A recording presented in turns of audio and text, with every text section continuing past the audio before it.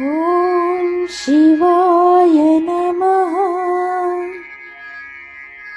ॐ महेश्वराय नमः। ॐ शम्भवे नमः। ॐ पिनाकिने नमः। ॐ शशिशेखराय नमः। ॐ वामदेवाय नमः। ॐ विरूपाक्षाय नमः। ॐ कपर्दिने नमः। ॐ नीललोहिताय नमः। ॐ शङ्कराय नमः। ॐ शूलपाणिने नमः। ॐ गड्वाङ्गिने नमः। ॐ विष्णुवल्लभाय नमः। ॐ शिपिविष्टाय नमः। ॐ अम्बिकानाथाय नमः। ॐ श्रीकण्ठाय नमः। ॐ भक्तवत्सलाय नमः। ॐ भवाय नमः। ॐ शवार्य नमः। ॐ त्रिकोलोकाशाय नमः। ॐ शितिकण्ठाय नमः। ॐ शिवप्रियाय नमः। ॐ उग्राय नमः। ॐ कपालिने नमः। ॐ कामरहे नमः। ॐ अन्धकासुरसुदनाय नमः। ॐ गङ्गाधराय नमः। ॐ ललाटाक्षाय नमः। ॐ कालकालाय नमः। ॐ कृपानिधये नमः। ॐ भीमाय नमः। ॐ परशुहस्ताय नमः। ॐ मृगपाणाय नमः। ॐ जटाधराय नमः। ॐ कैलासवासिने नमः। ॐ कवचिने नमः। ॐ कठोराय नमः। ॐ त्रिपुरान्तकाय नमः। ॐ वृक्षाङ्काय नमः। ॐ वृषभारूढाय नमः। ॐ भस्मोद्धोलितविग्रहाय नमः। ॐ सामप्रियाय नमः। ॐ स्वरमायाय नमः। ॐ त्रैमूर्ताय नमः। ॐ हनीश्वराय नमः।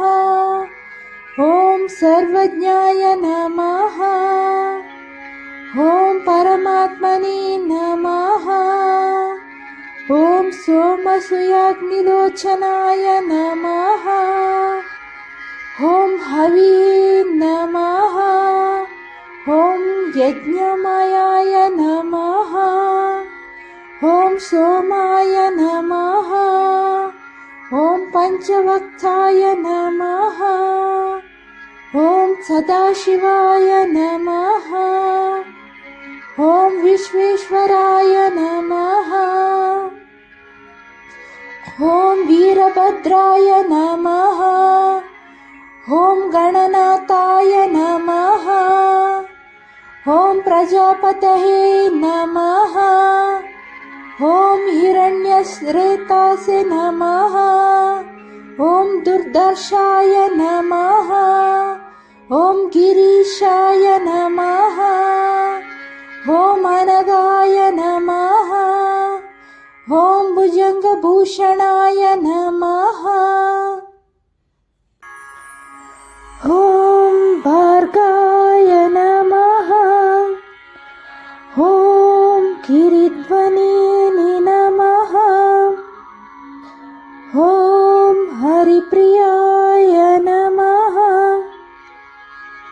ॐ कृत्तिवासाय नमः।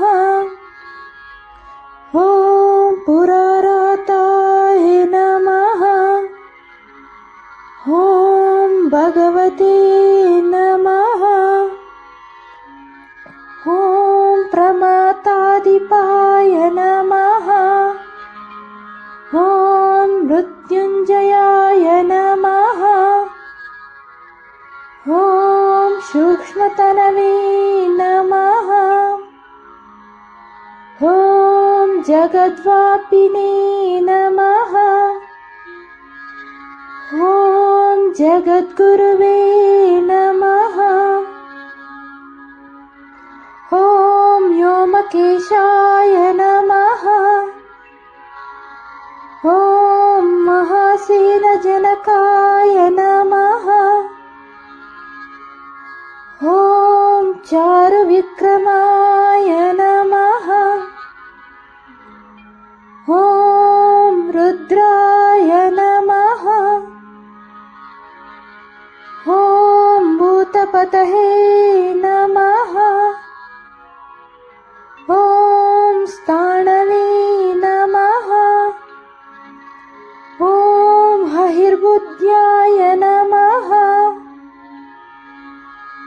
ॐ दिगम्बराय नमः। ॐ हस्तमूर्तये नमः। ॐ हरेकात्मने नमः। ॐ स्वात्विकाय नमः। ॐ शुद्धविग्रहाय नमः। ॐ शाश्वताय नमः। ॐ खण्डपरशवे नमः। ॐ अजाय नमः। ॐ पाशविमोचकाय नमः। ॐ मृण्डाय नमः। ॐ पशुपतये नमः। ॐ देवाय नमः। ॐ महादेवाय नमः। ॐ हव्याय नमः। ॐ हरहे नमः। ॐ पूषदन्ताभिदे नमः। ॐ हव्यग्राय नमः। ॐ दक्षध्वरहाय नमः। ॐ हराय नमः। ॐ भगनेत्रभीते नमः। ॐ हव्यक्ताय नमः। ॐ सहस्रकाय नमः। ॐ सहस्रपदे नमः। ॐ अपवर्गप्रदाय नमः।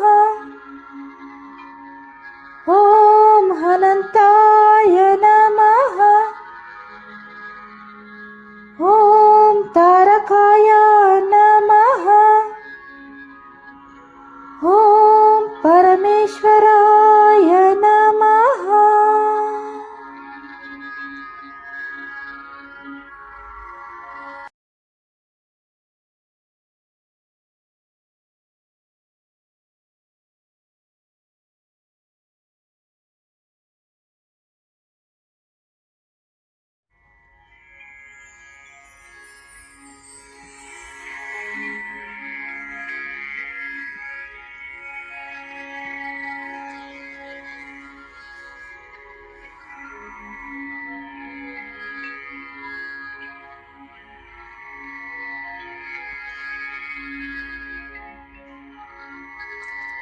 ॐ शिवाय नमः।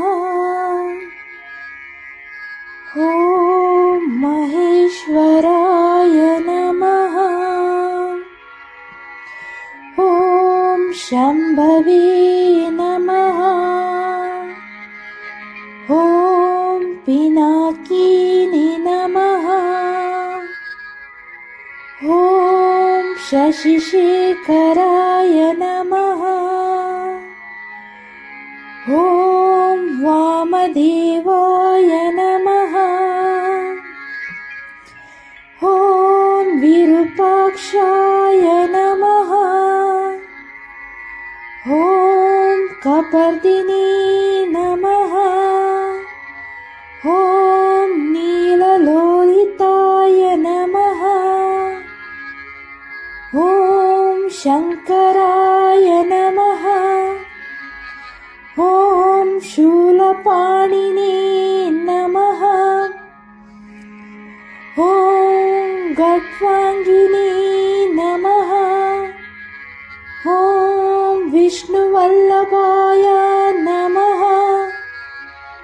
ॐ शिपिविष्टाय नमः। ॐ अम्बिकानाथाय नमः। ॐ श्रीकण्ठाय नमः। ॐ भक्तवत्सलाय नमः। ॐ भवाय नमः। ॐ शवार्य नमः। ॐ त्रिकोलोकाशाय नमः। ॐ शितिकण्ठाय नमः। ॐ शिवप्रियाय नमः। ॐ उग्राय नमः। ॐ कपालिने नमः। ॐ कामरहे नमः। ॐ अन्धकासुरसुदनाय नमः। ॐ गङ्गाधराय नमः। ॐ ललाटाक्षाय नमः। ॐ कालकालाय नमः। ॐ कृपानिधये नमः। ॐ भीमाय नमः। ॐ परशुहस्ताय नमः। ॐ मृगपाणाय नमः। ॐ जटाधराय नमः। ॐ कैलासवासिने नमः। ॐ कवचिने नमः। ॐ कठोराय नमः। ॐ त्रिपुरान्तकाय नमः। ॐ वृक्षाङ्काय नमः। ॐ वृषभारूढाय नमः। ॐ भस्मोद्धूलितविग्रहाय नमः। ॐ सामप्रियाय नमः। ॐ स्वरमायाय नमः। ॐ त्रैमूर्ताय नमः। ॐ हनीश्वराय नमः। ॐ सर्वज्ञाय नमः। ॐ परमात्मने नमः। ॐ सोमसूयाग्निलोचनाय नमः। ॐ हवे नमः। ॐ यज्ञमयाय नमः। ॐ सोमाय नमः। ॐ पञ्चवक्त्राय नमः। ॐ सदाशिवाय नमः। ॐ विश्वेश्वराय नमः। ॐ वीरभद्राय नमः। ॐ गणनाथाय नमः। ॐ प्रजापतये नमः। ॐ हिरण्यश्रेतासे नमः। ॐ दुर्दर्शाय नमः। ॐ गिरीशाय नमः। ॐ अनगाय नमः।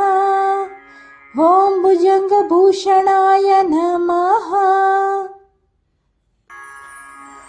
ॐ भार्गाय नमः। ॐ गिरिध्वनिने नमः। ॐ हरिप्रियाय नमः।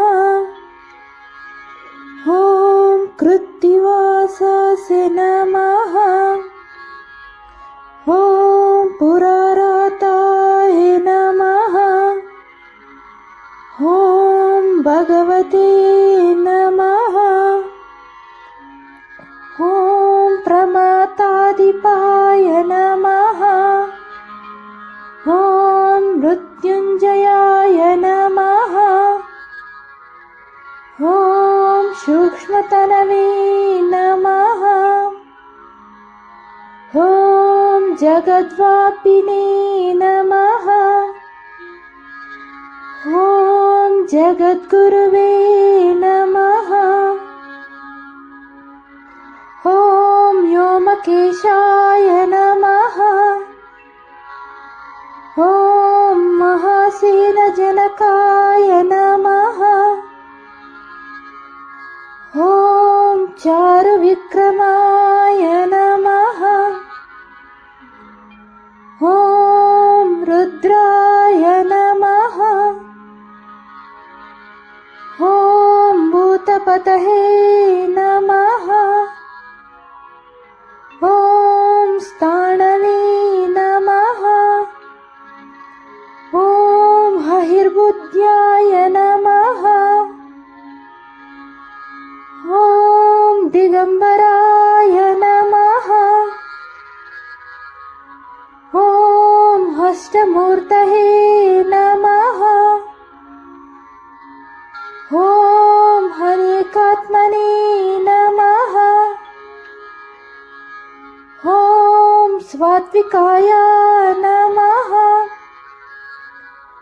ॐ शुद्धविग्रहाय नमः। ॐ शाश्वताय नमः। ॐ खण्डपरशवे नमः। ॐ अजाय नमः। ॐ पाशविमोचकाय नमः। ॐ मृण्डाय नमः। ॐ पशुपतये नमः। ॐ देवाय नमः। ॐ महादेवाय नमः। ॐ हव्याय नमः। ॐ हरहे नमः। ॐ पूषदन्ताभिदे नमः। ॐ हव्यग्राय नमः। ॐ दक्षध्वरहाय नमः। ॐ हराय नमः। ॐ भगनेत्रभीते नमः। ॐ हव्यक्ताय नमः। ॐ सहस्रकाय नमः। ॐ सहस्रपदे नमः। ॐ अपवर्गप्रदाय नमः। ॐ अनन्ताय नमः। ॐ तारकाय नमः। ॐ परमेश्वराय नमः।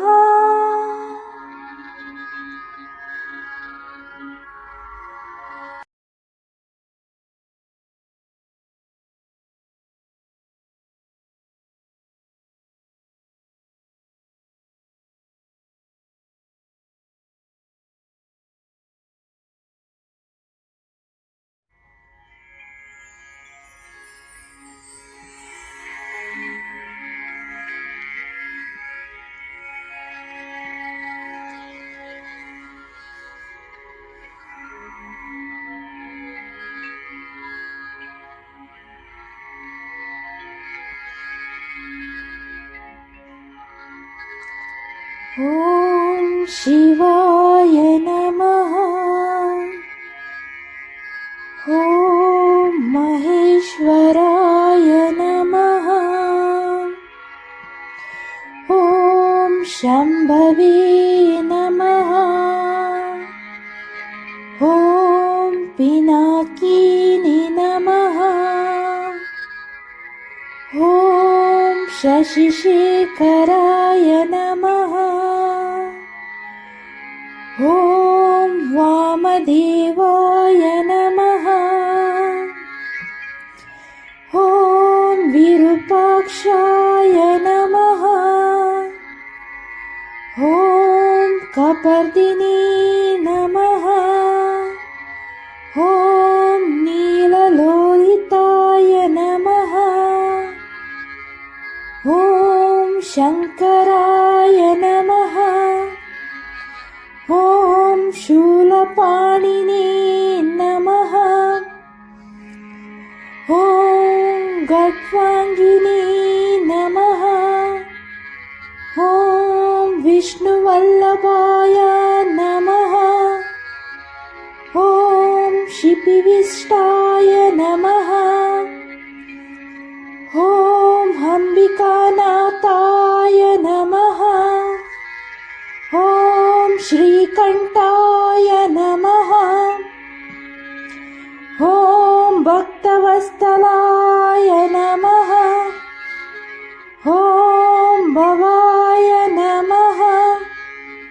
ॐ शवार्य नमः। ॐ त्रिकोलोकाशाय नमः। ॐ शितिकण्ठाय नमः। ॐ शिवप्रियाय नमः। ॐ उग्राय नमः। ॐ कपालिने नमः। ॐ कामरहे नमः। ॐ अन्धकासुरसुदनाय नमः। ॐ गङ्गाधराय नमः। ॐ ललाटाक्षाय नमः। ॐ कालकालाय नमः। ॐ कृपानिधये नमः। ॐ भीमाय नमः। ॐ परशुहस्ताय नमः। ॐ मृगपाणाय नमः। ॐ जटाधराय नमः। ॐ कैलासवासिने नमः। ॐ कवचिने नमः। ॐ कठोराय नमः। ॐ त्रिपुरान्तकाय नमः। ॐ वृक्षाङ्काय नमः। ॐ वृषभारूढाय नमः।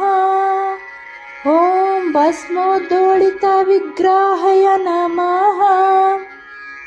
ॐ सामप्रियाय नमः।